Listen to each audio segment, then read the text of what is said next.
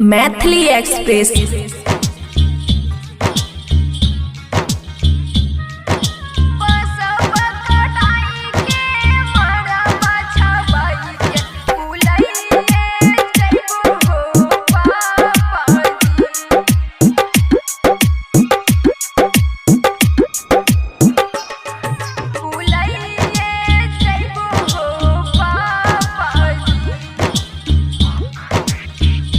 अहो पापा जी बसवा कटाई के मरवा छबाई के भुलाइए जइबो हो पापा जी। आगे मई आगे मेहंदी लगाई के चुंदरी ओढ़ाई के दुल्हनिया बनबही के मैया।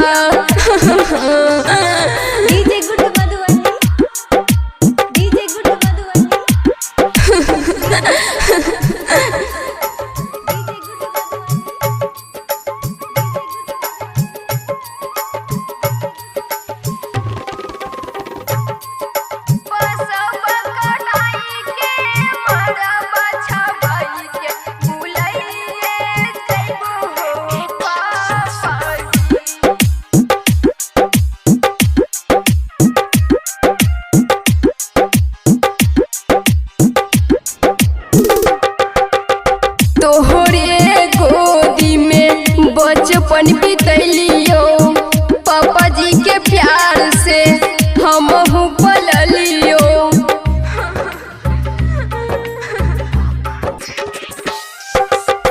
मैया के अचारा में हमहू सुतलियो दूधवा के छाली हमें काटी काटी खैलियो। केना के हमें तोर बहू तोहरा से नहिया केना के हमें तोर बहू तोहरा से नहिया नैना बरसै छै हो पापा जी। आहो पापा जी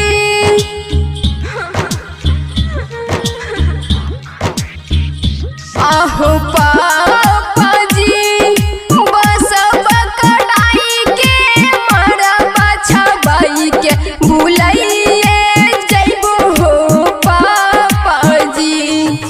DJ good Madhubani DJ good Madhubani बसवा कटाई के मरवा छबाई के भुलाइए जइबो हो पापा जी।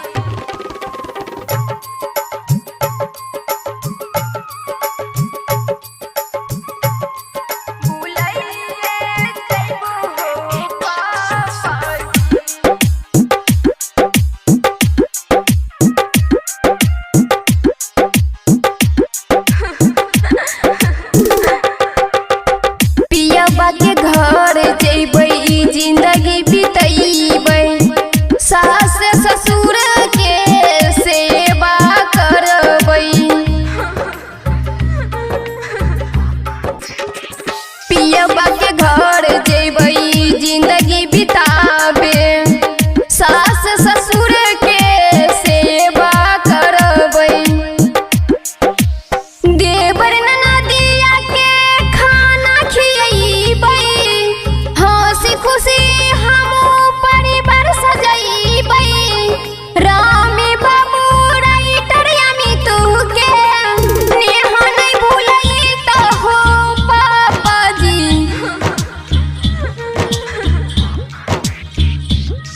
अहो